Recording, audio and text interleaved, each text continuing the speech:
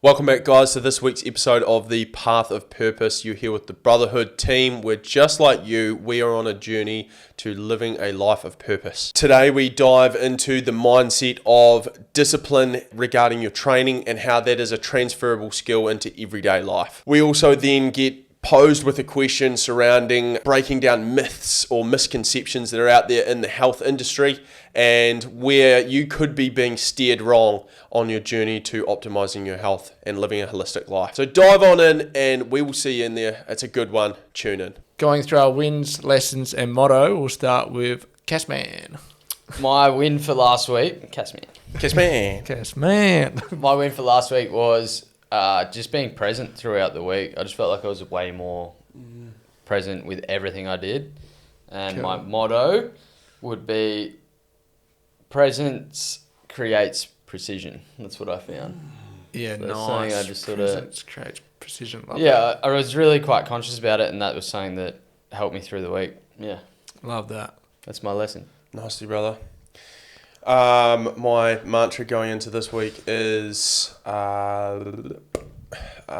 step back, further you shall see, or something like that. And I'm just trying to, this week I feel like of recent weeks I've just been like too kind of controlling. I reckon I need to just step back and allow other people to lead and let them come from this place of autonomy and practice that and have their own personal power and stuff like that. So, which is great as well, because it means it's going to, it's a win-win. But so yeah, stepping back, hopefully I'll be able to just see a bit more and see everything's all goods and then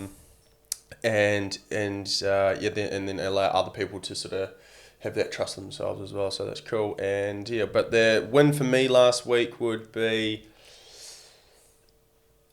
finishing Dr. Ash's room. Holy hell, that was a project. So I'm very glad to get that out of the way. Nice. Beautiful. Mine, I'm almost going to mash all mine together, I reckon. And I had a moment last week where it was more like a gratitude moment. It just come through count your blessings. So I just felt super grateful for what I have. Sometimes I'm trying to put my mind right into the future and trying to rush things or trying to make things happen faster than the process that you should really respect. So yeah, what come through is count your blessings. So that was mine, and that sort of centered me, made me feel real grateful, and gave me this sort of gratitude to keep going rather than this sort of forceful energy to keep going. Yeah, awesome. Felt that from you last week. Yeah? Yeah, for sure.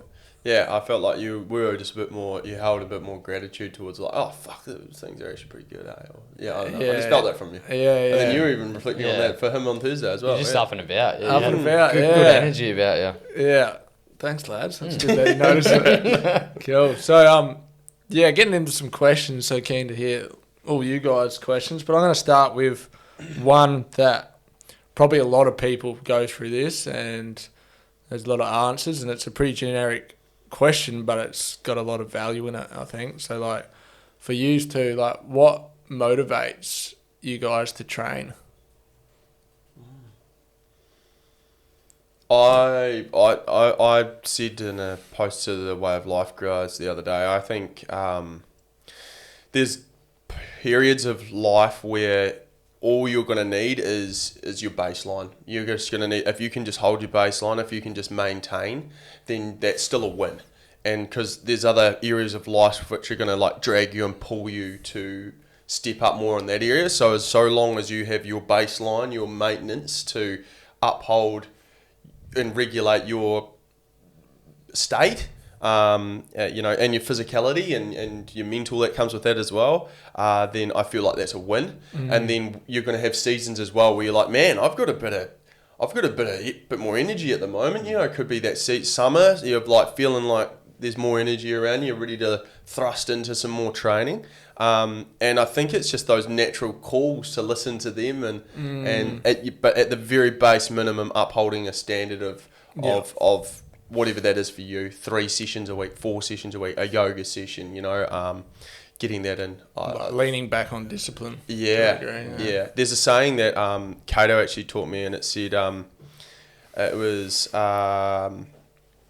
you can only fall to your limitations or fall to the standard of your limitation or something like that, or fall below your baseline or something like that. Yeah. And if you've got a baseline and you know where that is, then it's like you're always covered there. You've got a solid foundation where it's like that's just the standard that you'll fall to, is like that nice little platform to continue to build from, I guess. Yeah, mine would be similar. I think just knowing that, consistency beats the intensity every day of the week. So even if I'm like I'm dealing with a couple injuries now, but still making sure I'm doing something, because it's much easier to stay in shape than get back in shape. Yeah, 100%.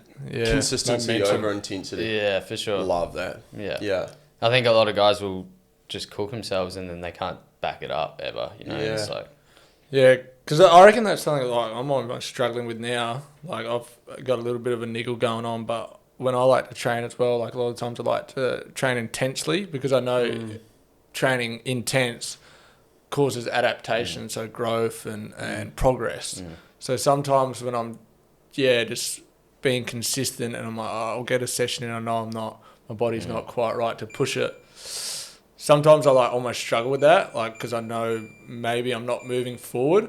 But with what you guys are saying, it's more of like being consistent, at least like beats intensity. That means I'm not going backwards at least. If I have a session and still get it in rather than just miss it because I'm not all the way up to it, like do what I can. So that was cool for me to just even hear and sort of reiterate and remember to myself. I think Guy mentioned it the other week that there was a session where you weren't that keen on training. You'd warm up and then all of a sudden you feel like it. So I think just making yourself go even though you may have a light session will pretty much mostly lead to a good session anyway. Sure. Yeah, sometimes those sessions that you don't want to have end up being your best session. So what is that? Sometimes I think, I don't know, for me, like I'm doing it and then I almost get this like carefree attitude where I'm like, fuck it, I'm going for it now. It's like there's not being so serious and it's just like letting the reins go of what should be and just end up just going in. There needs to be a plan and a structure with how you're training as well, hey? Like if you're actually competing, like if you've got any sort of performance-based, example, high rocks, or like you're going to run a marathon or you're doing your boxing event or whatever, like there's the initial question was why do you train? Is that right? Yeah, why are you motivated to train? Yeah, and so like I think the training needs to have a purpose behind it as well. It's like you asked this morning at the meditation, what's your goals? And it's like if you're not clear on your goals, and you're kind of just rocking up, aren't you? And I think it's great to have a baseline, but there should be some form of goal as to why you Do you guys have that then? Like you obviously got your fighting goals, and Guy, do you have like actual training goals, or is it progress is a goal? Or I think I've just constantly seen myself getting better in all areas the longer I do, or the more I stay consistent. I reckon that's actually the key. I reckon that, and everyone says it, consistency is key, but it's like, if you just stay consistent, your natural proclivity over time will be to increase your intensity as well. I just feel like as you become more consistent with the action of doing the thing, you're gonna find ways to improve yourself or progress through just that natural. Yeah. 100%. For sure. And you can train easy. Like I know for running, for example, if you run at 150 beats per minute and you do that consistently, that time will still get faster even though you're not going above 150 beats per minute. Does that make sense? Yeah. So you're still going to get gains from training lightly. Like you'll just get better at it, and so you don't always need that intensity. I think it's good to have that blend, but intensity all the time, your body doesn't recover. So I think it's good to have that blend for sure. You have, because where I was linking that to is like you have moments where you're sprinting, in a certain area, you're doing a sprint, or you're just going for distance, and if you like when you're leading up to 13 weeks out from a marathon or something like that, you've got to have a structure where you can't be doing intensity every single session. You can't be going, right, this time I'm going longer, I'm going further, this time I'm doing this, and I'm just going to go harder and harder and harder. And maybe if you do have a target in mind of like 13 weeks, then you can sustain that better.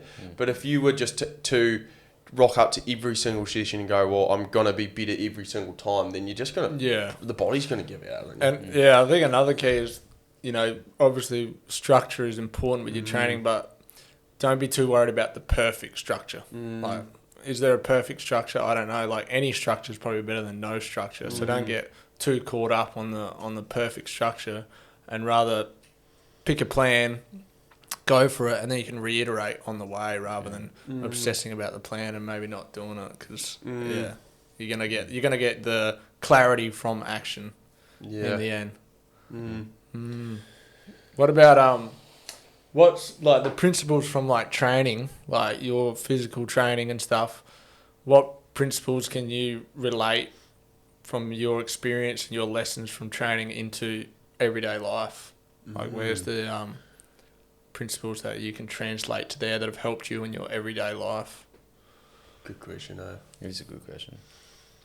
Do you got anything? Yeah, I think everything in what you learn in the discipline of turning up to train the physical body is applicable in everyday life. And I think that there's so many transferable skills around, you win the morning, win the day, and it's like getting that hardest thing out of your day. That's why I love training in the morning, and my body type is like geared more towards like exercising early. And when I say that, I mean in terms of there's this program called I can't remember what it's called.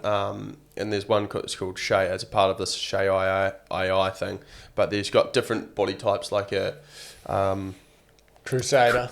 Crusader and stuff. Chris Bedina, he's been running me through it, and so is actually my partner Jack, my partner Georgia, her brother Jack's running through it as well. But it seems to be kind of like alchemizing or combining science with your epigenetics and like looking into your origins and where you come from and your bloodline, and therefore like what's going to work best for you in terms of training. And I think it's cool that it's bringing that side of, there's actually some scientific evidence behind why that would work for you. And it even goes into your nutrition of like, for me, it's like outlined, hey, yeah, meat is really good for you. Red meat is actually aligned with your body type, but so is fish. And it said fish is excellent for me in terms of I should be eating it 4 times a week. I wasn't eating it bugger all before that. Now I'm running. I actually didn't have any last week, but I bet before that I was eating it for the last month. I had it about 4 times a week, and I was feeling great. And it was just a lot lighter on my palate as well, and so I felt it was really effective for me. But yeah, some of these things that link into the scientific background as well, but then also there's a part of me as well that hates that side of science as well, where it's like to the point where it's telling you exactly what you need to do. Because there's some people, it's like, yeah, man, your perfect times to work out is at 2 p.m.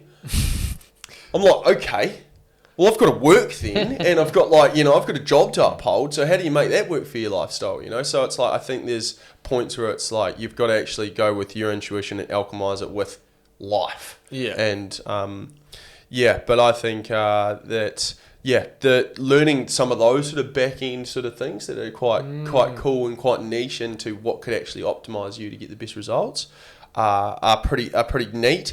But yeah.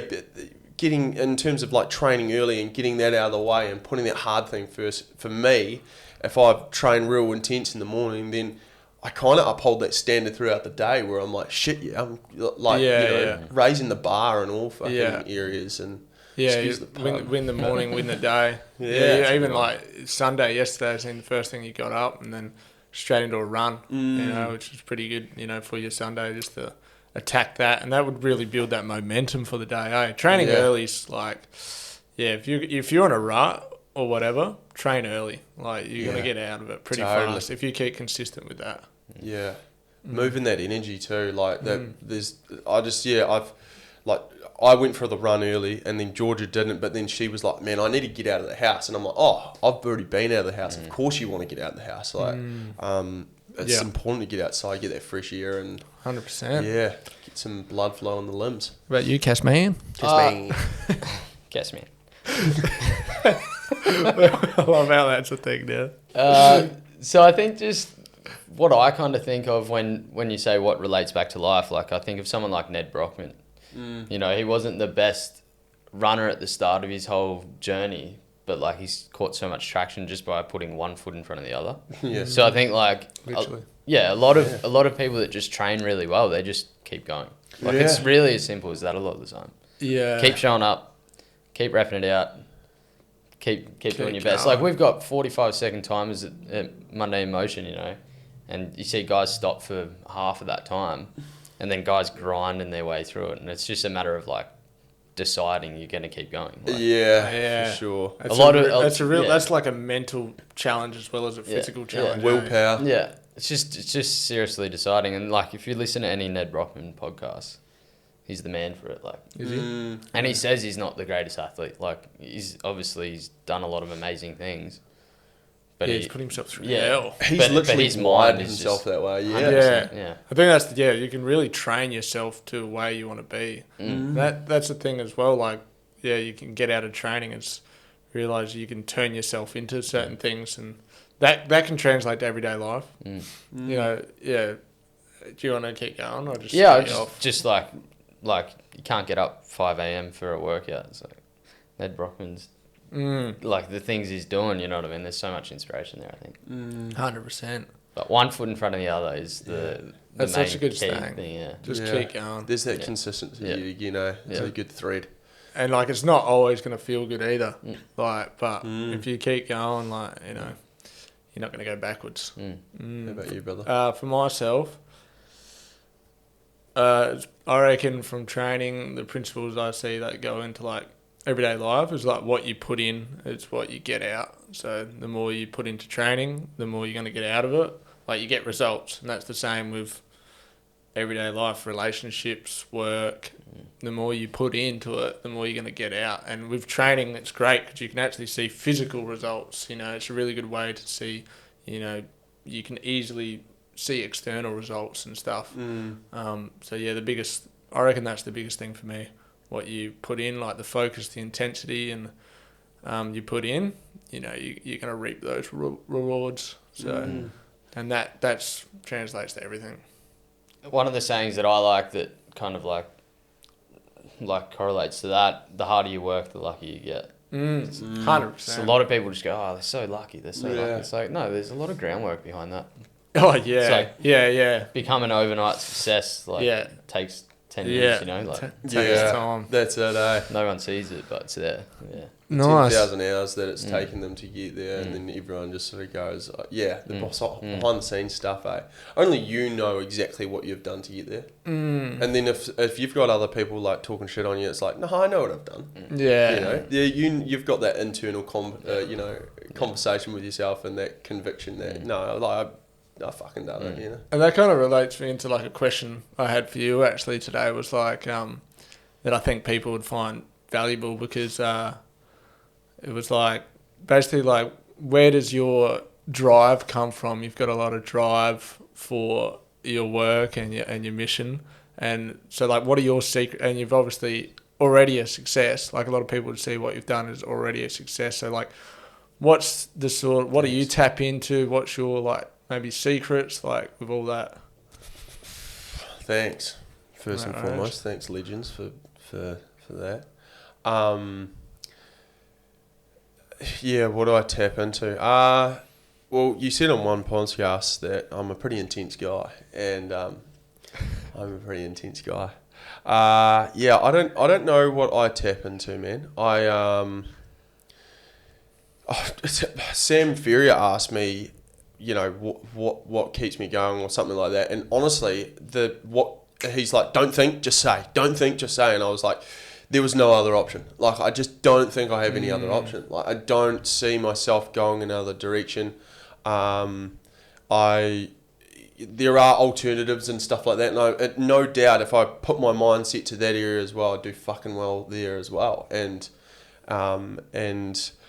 I just think, it's that commitment. It's that consistency. Yet again, it's like, this is the path. Stay on the path. It's like all the billionaires, all the guys that have amounted immense success. It's not because they chopped and changed and went in different directions every time. Yeah, it's cool that we can sort of learn and take aspects of little parts and little other things of life and integrate them into this beautiful piece. But nothing is ever gonna compound like consistency does, and that's stacking habits, that's stacking success, and I would say that if you find that thing that you're passionate about, and then you can stay on that track. And Alex Hormozi talks about the thing that, passion is not probably a good place to come from, like when you're going into what you want to do, because it's like if you were to just dive in and say, and be, I'm going to use Tynan in his cleaning business. He's not passionate about cleaning,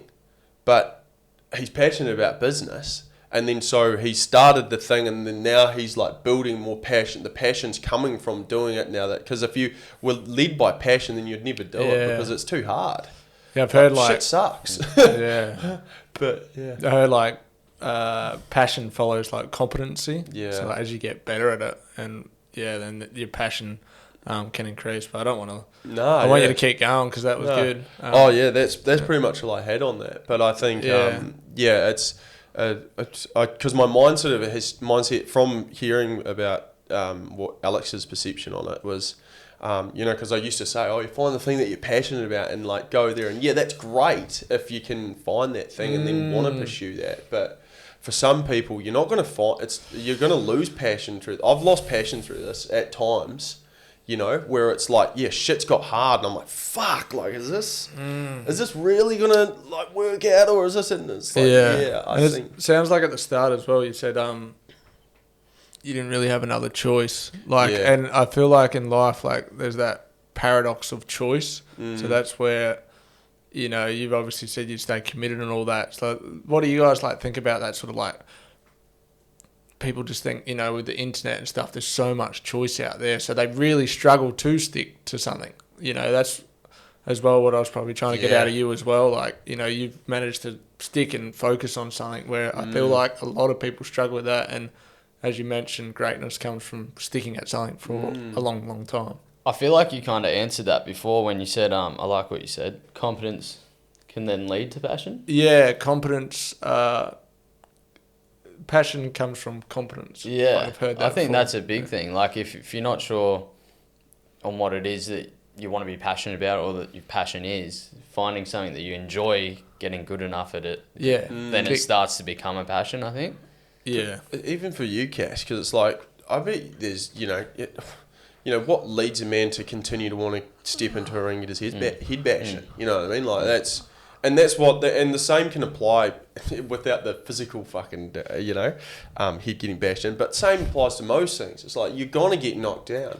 You're going to get, step into moments that are going to hurt. And if you can persevere and step out the other side, then you're going to firstly have gained so much more willpower and knowledge that you can see it through the other side. But that you can also...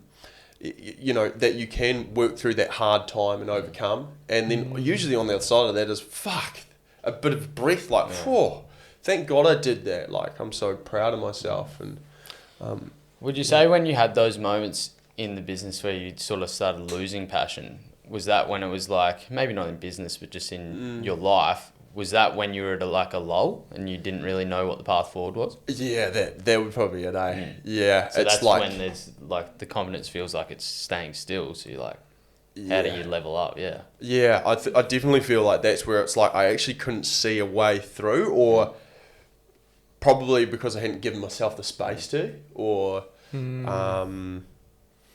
had conversations with those around me, or been vulnerable enough to be like, man, fucking blah, blah, blah. And then it could just be that one conversation where I sort of let someone in, and then they go, oh, well, have you thought about doing this? And I think, and if I'm to look at that and go in all those times, I think it is those moments that have helped steer me, is like leaning to those people that I can trust, and they just go, man, I think you should do this. And then I'm like, fuck, well, that's something. That gives me, that's something that I can sort of like dive into, and then once I get the momentum, it starts a bit of a cadence, and then I'm getting tangents and new connections start forming, and I can build on the idea. So but I think that's a great point to. So I think as a whole, like, people aren't passionate about things; they're passionate about growth.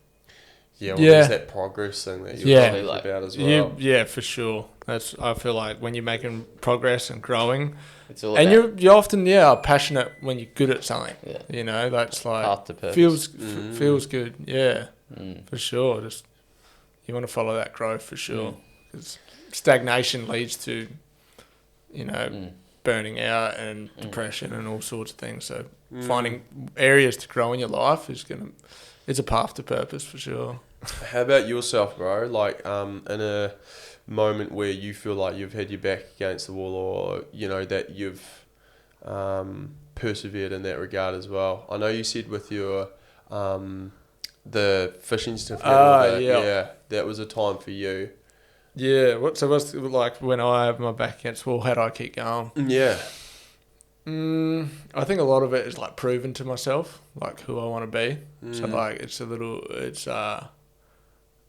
I want to be that person that can overcome anything. Yeah. So it's like, it's proving to myself, and that helps develop confidence and identity of who I am. So it's like a lot of it's like proving to myself, like, am I that person? You want to be this person, like, well, you better have some obstacles to get through, because you're not going to get there through like sheer comfort. Yeah. That's what I say that to some guys as well. It's like, it's a way to convert to gratitude for every like piece of adversity that gets given to you. Yeah. Because it's given to you as a test. It's like, the universe wouldn't give it to you unless it believed you were, had the ability to overcome, or you needed to learn this lesson so that you could evolve and become a better human. Yeah. So that's that reminded me of Volkanovski, the UFC, just the king's back. He won his belt back. So he, at the end, his speech, he said, "Adversity is a privilege." Oh yeah, adversity is a privilege. Just so sick. After he's been knocked out his last 2 fights. Everyone writes him off. He's an older fighter now. Who did he beat? He beat. Who did he beat? Wasn't Ilya? It was yesterday. Was it? It was yesterday. I forget. Diego Pereira. Oh, okay. Not Pereira. Lopez. Yeah. Diego Lopez. That's it. Spider, like, hanging off near your face. Oh, he's up. Is he off? It's like near your hair. He can hang on there if he wants. I don't know. Get him. Oh, this is Spider. Is it? He's a good lad. Yeah. He's back just in a the tiny jungle. one. He's in the jungle. I had a spider off my hair for those who Sorry, team. I was like, I better tell him. It's lucky I'm not scared of spiders. Yeah. They're my friends. They are. They're pretty harmless up here. It's a bit of adversity right there. I'm gonna throw some questions out there. Yeah. What do you think is the biggest health myth that's like costly for people to believe? Oh wow, yeah, biggest, greatest like health misconception. Yeah, exactly. Yeah. Fucking love that. Oh, Kurt, where are you going with that, bro? I want to say costly for people to believe. Like, what comes to mind is probably supplements. Too many, too much. Like spending too much into that before getting your foundations right, your sleep, your exercise, a good social life, eating healthy, all the basics, and going for the pill, the supplement. So that's very costly, Obviously they can have a place and they can be of immense benefit, but I think if you're relying on a supplement to make you better, then that's not good, I don't think, because you're relying on the external again without it coming from within to a degree. But they can help. And a lot of people that pump them in don't have any awareness of how their body actually feels, so they don't know whether it's helping or not. Yeah. Like we all take supplements. It's like, did that actually work? Yeah. Because I think eating good, like organic food, trying to cut out as many toxins as you can, then you can actually zone in on what. Yeah, look at what you can cut out before you can add. Yeah, I think that's probably the way to look at it. I think eating well is subtracting, not adding. Yeah, cutting out all the bullshit.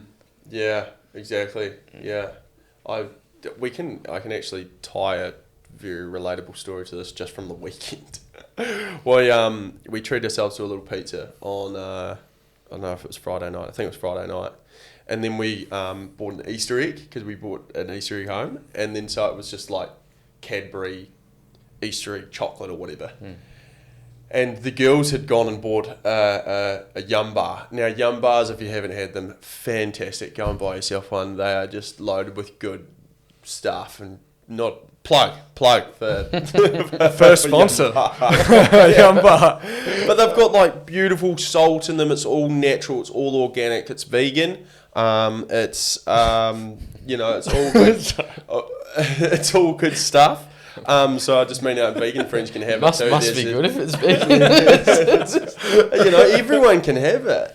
And but it's got Celtic salt in it. And so we'd probably numbed our taste buds by eating some of these the chocolate fake prosthetic-y sort of shit, that garbage, it's called junk food. We'd eaten that, and then we had this Yum Bar, which is all natural flavours, and we all went around and passed it around like, oh my god, this tastes like, we were like, man, this must be a bad batch or something like this, because our taste buds were so numbed. They'd been like... we had that real sweetness of the chocolate. Yeah, we'd had this over... Yeah, and then we became desensitised to it, and then this thing that was actually healthy and really good for us, no bad, no nasties in it whatsoever, and it's an ice cream, this thing, but it's like a healthy ice cream kind of thing. It's almost filling. It feels like it's it's pretty calorie dense, about 400 calories. But and then we were just numbed to this. The Yum Bar suddenly was like, oh, that tastes foul. It was just the bar. Yeah, there was no more yum. It was just the bar. But for us it was just pretty. It was pretty like, oh wow, like that's the response that bad food is having on people. Then they go to eat good food and they don't even know, they think it's shit. Yeah. Because it's like and I know the transition I made myself when I started to converted to eating like healthy, and having a long black, which is boring initially, or converting away from the milk or whatever it is, or the sugar that's involved in it. It's like it's a process, because the system is trying to get us to eat more shit, so that we're getting admitted to hospital, and we're having to stay on these supplements of like even pills, just to keep us on the straight and narrow. And really, it's like sugar is the biggest drug that is available and on hands and in the market. It's the biggest misconception to humans, man. Sugar is a drug. I think that's such a good point, just to reiterate about like refined sugar. And like going from eating junk food to like then eating healthy, like that point, like it's not going to taste as nice, but there's a transition period, and then you start eating healthy, and fuck, it tastes good. Like once your body adapts. But I think that's such a good point just for people to know when they're making that transition, like. It's gonna taste weird. It's not gonna probably taste the best. Like, give it time. Like, It's I think that's so important. Now when we roast up pumpkin on the barbecue, man, and I put that in my mouth, I'm like, oh god, it's never tasted so good. It's so sweet, full of flavour, and it's just because I've been blinded by what organic, healthy food actually tasted like, because I was just numbed to it from all the other bullshit that we put on, all the even the herbs and spices and stuff that you feel like you've got to add to your foods. It's actually subtracting it half the time. It's like the natural source of how it arrives is probably some of the most great you're going to get it. Really. Yeah. And that's the big thing about organic food is it does taste so much better. It's got that much better, profile to it, because it's made in soil that's actually soil, not just dead soil. Yeah. It's got organic. The way it's meant to be. 100%. Yeah. What's your greatest misconception?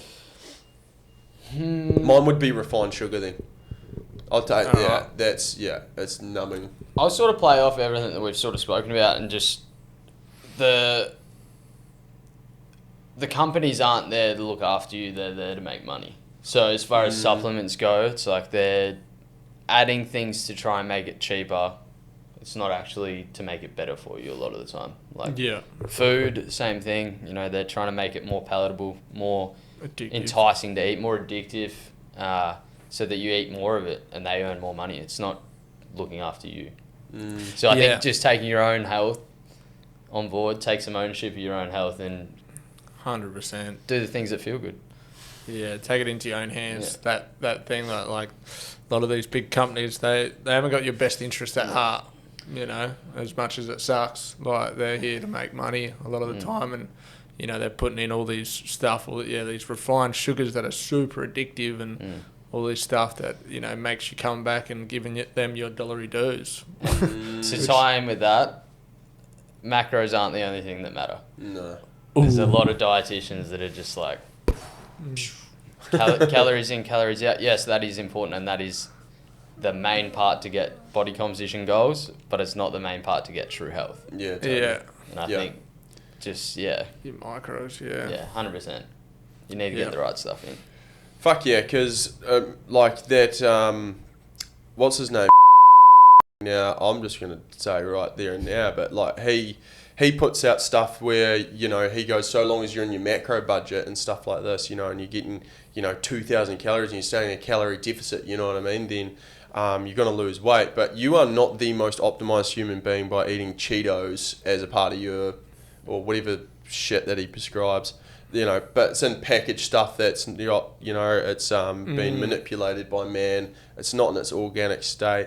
And, you know, and I get it because you're kind of supplementing or pulling things away, like, gradually as someone's, like, having to refine their taste buds back to its original state because it's been flooded with, you know, with the bullshit that we're just fed as you walk around the supermarket. Like, there's one thing it says you should only have to walk around the perimeter of the store to get what you need. Yeah. You know, you got, you know, the meat's all on the outside. This is for people that are shopping at Woolies, or whatever, traditional supermarkets.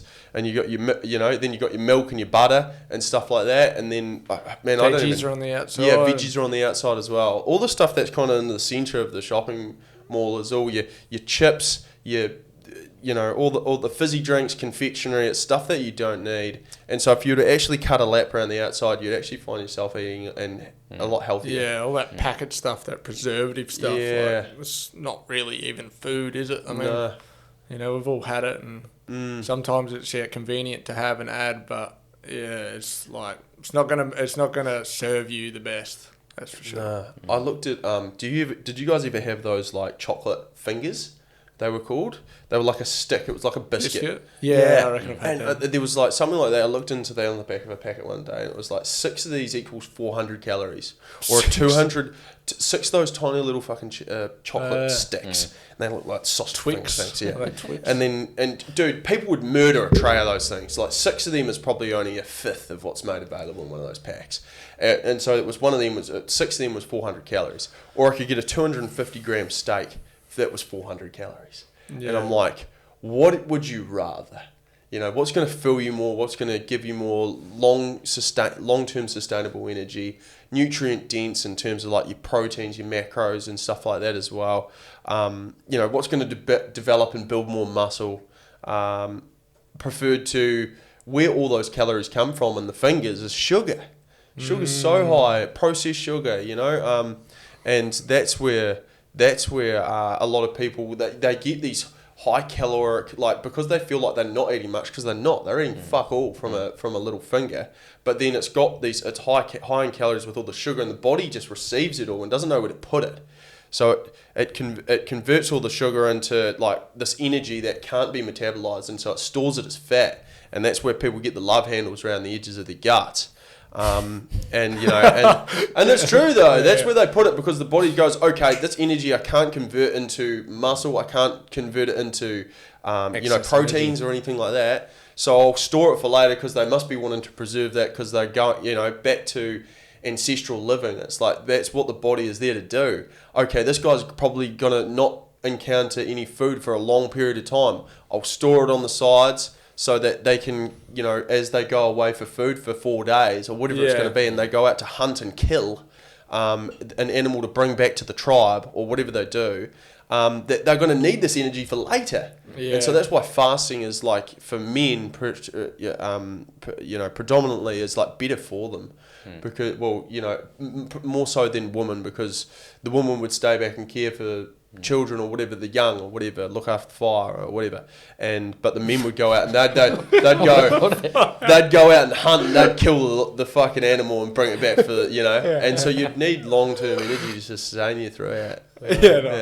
Anyway. And I was just actually thinking as well, like what's a meal you guys have that really makes you feel good? And like is a healthy meal, like maybe just for the listeners to like maybe a little insight into like a meal that makes you feel good and is healthy that you like to have. Nice.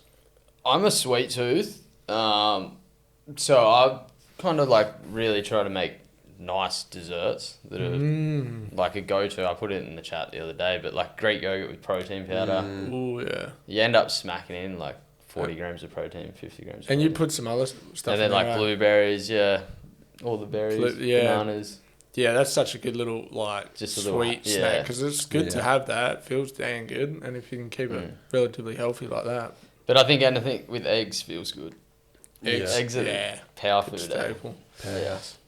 I think the like little snack during the midday of organic green apples, slice them up, bit of coconut yogurt, which is better for gut health, higher in calories than ordinary milk. What do you call it? Dairy sort of ones, but then dairy's like not as good for the guts, I find. So that, and then organic banana, raw honey. That's a brew. That's a blend, and then you have some blueberries, and then we're blessed to have steak almost every second breakfast. Steak for breakfast after a big heavy lifting session, man. Oh, yeah. Love it. Steak feels good. Yeah, I reckon something that I eat that always like immediately makes me feel better is fruit.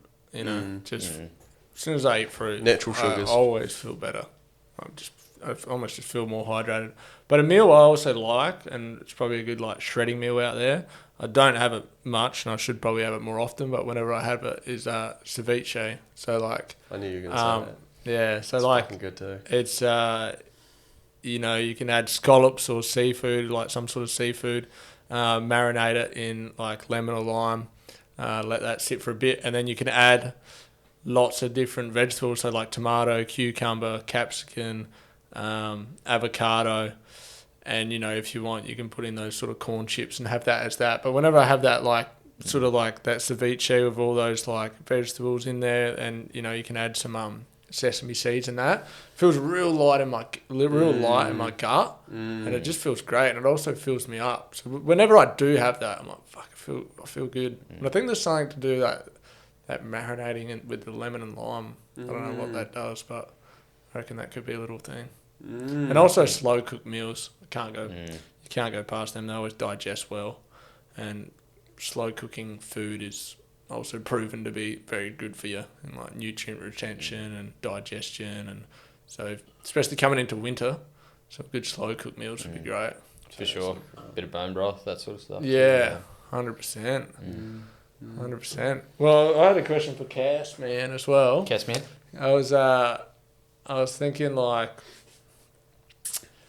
how do you like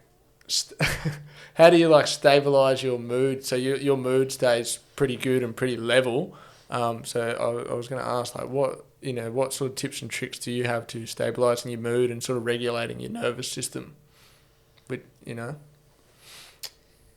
I was going to say I think that's in me, but I don't think it is. When I look back on my like childhood, I had a really angry childhood. Yeah.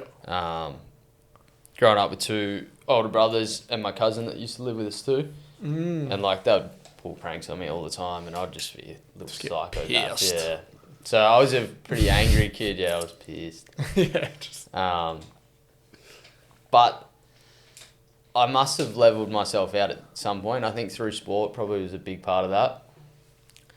But as far as now, it is just a part of who I am. I think I'm pretty stoic with most things, and I don't really get too down about things because I just know that I can only control what I can control. So I think... How did you get to that mindset, you think? Like, how did you... Was there practices and... I think sport. I think sport, like high intense sporting situations that were a lot of pressure riding on it or whatever, whether you win or lose, it doesn't really matter. It's like you've controlled what you can control. The outcome kind of just Yeah, will okay. happen. Awesome. So I think in like any moment of life, you've got something that is super overwhelming. You could easily let that stress get to you, and then you can't decide what you're going to do well anyway. It sort of reminds me of what that quote you said, Alex Volkanovski said before, adversity is a privilege. Yeah. You know, so like working at, going through some adversity, that's really going to teach you how to, level up. I was saying to some of the lads this morning, and this kind of goes hand in hand with it, but I was talking about how, as far as like, it was about public speaking actually, but I related it back to fighting. In any fight, there's a ring, an opponent, and a ref. Whether you're at Madison Square Garden or you're at the local PCYC, there's still a ring, your opponent, and a ref. So regardless of the outside noise, how big the occasion is, it's like you just do your job. Yeah, you've done that a million times. Yeah, you just do your job. Like, Whatever it's it the is. same as what you did in the gym. Yeah. The only difference is the outside noise and how you control that in your own mind. Yeah. So That's I think, so cool to think about. yeah, that kind of goes hand in hand with how you control your emotions. It's like, just, like, if I told someone to walk a catwalk on their own, no problem, but everyone's staring at them, they might struggle. It's like, still just a catwalk. Just walk the catwalk. Like, I like that. Those external eyes and opinions. yeah. And, But I think, all that just really zoning in on your job, like, yeah. it's like one step at a time. And that's kind of what I think when I do fights. Like, when I'm walking out to the ring, it's like, okay, this bit first, then this bit, get over the ropes, talk to my coach, whatever it is. This actually, Process driven. Yeah, process driven is probably a good way to look at that. if I can link that in as well, and I don't know if it's Rory McIlroy or whatever, this golf big tournament on the weekend, and this guy just he's got all these people around him watching him make this putt from pretty much the edge of like the green the edge of the green, like, and he makes it from a bloody mile away, and then he secures a birdie or something like that, and he's top of the table, and then we were like, geez, like the emotional regulation these guys must have to like literally block out all of the audience and just go fully all in and lock in with supreme presence and focus to just nail that shot, and then because I know Tiger Woods, when they said about his, and Coxie taught us, but they said about his emotional regulation within those moments of like, if he was to butcher that shot, he said he gives himself 3 steps to walk that off, and then he's back. You know what I mean? Yeah. Like, to on the grand scheme of like where they must be within their the on the world scale, on the world top of their game, literally the top of their game. No one else is greater than Tiger Woods. He's the king. But to walk whatever he had off like in 3 paces to fully find himself back at a regulated state after missing a shot, and the amount of anger that you must have within your body to transmute that. That's a great Unreal. skill to develop. Like, how quickly can you shake it off? Yeah. It's often the people that probably do the best is, how quickly can they shake it off and get on with the task? Because if they're dwelling over it and dwelling in that emotion, and then they go to execute whatever task it is, it's not going to be good. Like, It reminds me of what you said as well about how you just take yourself out into the grand scheme of things and put yourself into this little speck.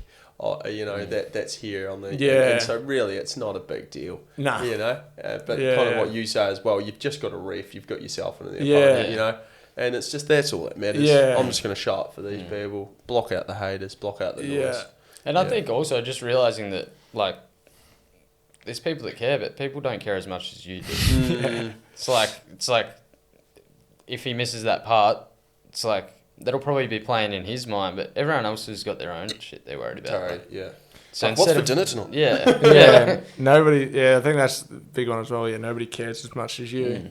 It feels like the only thing that matters to you, but it's like everyone's got their own problems, their own things going on. So that's quite it's there's good power as to well. that, There's power, and it takes away, like, if someone had overwhelm and stuff, it's like, wait, no one's even really caring about this, and they're probably caring because they care what people think, but actually no one's thinking of you.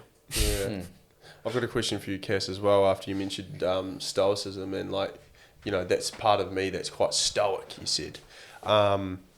what is it, the values or that you see within Stoicism? Because I know it's a value that you hold as well, but what are the things that you look to most as like being stoic, as like, that I resonate with that and I want to embody that? I think the reason I wanted to embody it was because I wanted to help people. So you can't yes, I've got my own problems. I've got things that I've got to deal with as well.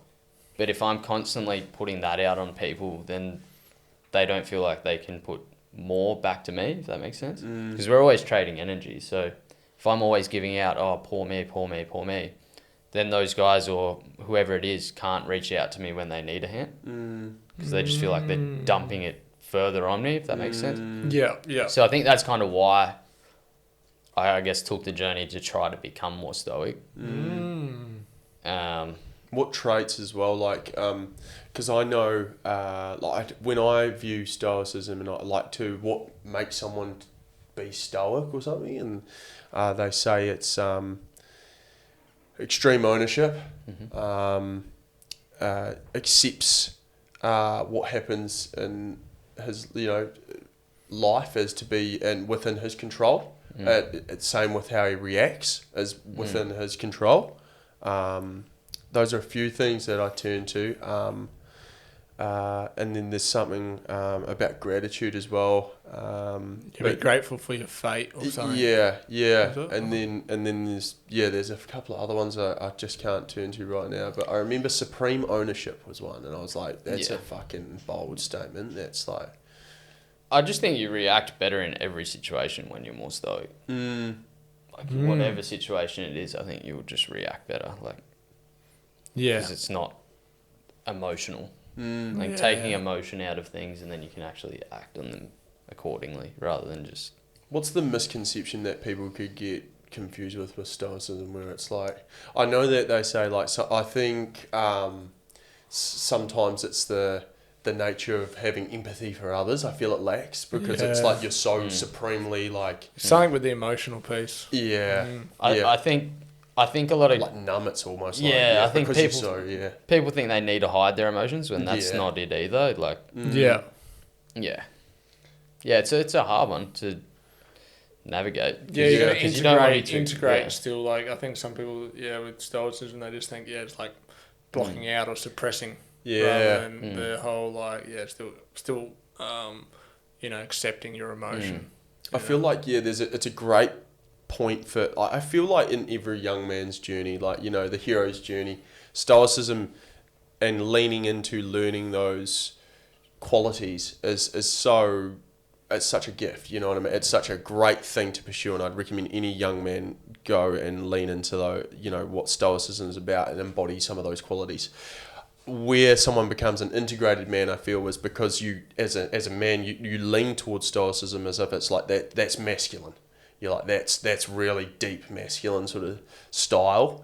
It goes back to like warrior, sort of knight, sort of, medieval kind of like that sort of mentality. But where it can be alchemized is through the emotional stuff. I feel that you see it as well as the more feminine practice of like, how can I not only look after myself and like be in control of my emotions, but then how can I care for others as well? And I think that's something that's, I don't know, if someone was to embody stoicism, it's like, where do you go for the other aspects or is it, can you be stoic and be... I think it just comes down to like doing all the good habits that we all talk about. Like, and we spoke about it on previous podcasts where it's about the balance between the feminine and the masculine. So I think if you don't have that good balance, it's not going to work out, because then you're going to be too cold, unemotional, or you're going to be obviously not able to control your emotions and be, the soy boy that we spoke about. So I think the balance is the key, I think, between yin and yang, and then, I really feel really feel that's what we're giving guys around here, is that like that permission to, have that fucking oath stoicism, fucking oath. I reckon, like, I back it fully. I reckon it's so core for men to learn that it's like you got to go through it, eh? Like, I feel like it's a rite of passage. It's a rite of passage stoicism, and it's like, I think to have that. supreme ownership of, you know, of like being responsible for everything that happens in your life, you know. Yeah. And another part of that is like, I think maybe this is another reason why I kind of resonate with stoicism, because I've been through a lot of adversity, a lot of injuries and stuff like that, and then you realize that they're actually become positives. You learn a lot out of them. You can turn them into a more positive thing. Like, you get better in those moments. 100%. So something bad happens, and you go, oh sweet, let's face this, you know, like, what are we learning out of this? That's a growth mindset, that's what it is. And just looking, like, reframing everything to find the positive in that moment, not an easy skill to learn, especially if you feel like you're constantly getting beat down. You just got to take ownership and find the positive. Like, as hard as it is sometimes with a lot of things, it's like that's the only way to grow, I find. You know, if you're not taking responsibility, you're not going to grow. Like, as clear cut as that it is, I feel like that's what it is. I feel like even the way we start this podcast each and every time with the wins and lessons, like, we're not looking at the losses, we're looking at the lessons, you know. Good reframe. Yeah, nice. Do you guys have any tips or tricks for the crew out there this week that kind of ties into what we've spoken about here today on the pod? Show up. Well, I actually put into the chat this morning, I'm doing a little goal for myself, and it was no complaining and no whining all week at all. Love that. Bit of stoicism about that. There's stoicism. That's supreme ownership. So that'll be interesting, you know, because thoughts do happen, and I actually put it in the chat, and Johnny actually challenged me to, almost took this reroute of it. It's like you can use like gratitude and positivity to speak into that. So maybe with like switching those two. That's a big one for me. Is I'm not gonna do it at all. Well, I'm gonna do my best not to. So that'll be interesting, and I hope to hold the standard. Well, I'll do my best. It's just like if it comes up subconsciously, I'm like, fuck, I hope it doesn't.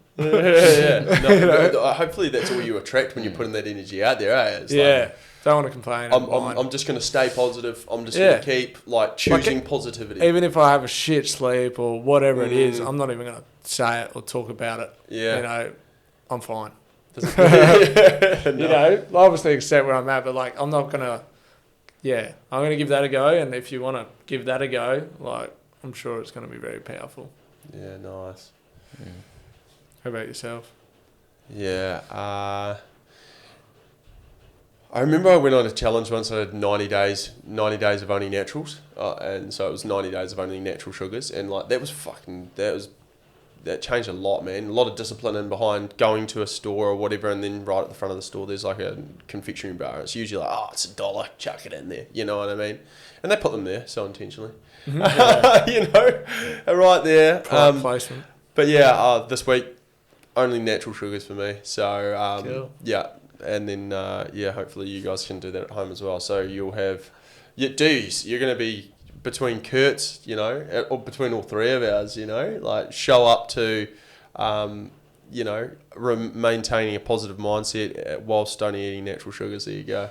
Fuck, you'll level up for sure. You're going to have the best week ever. Beautiful, lads. Well, thank you for listening, and we'll catch you on the next one.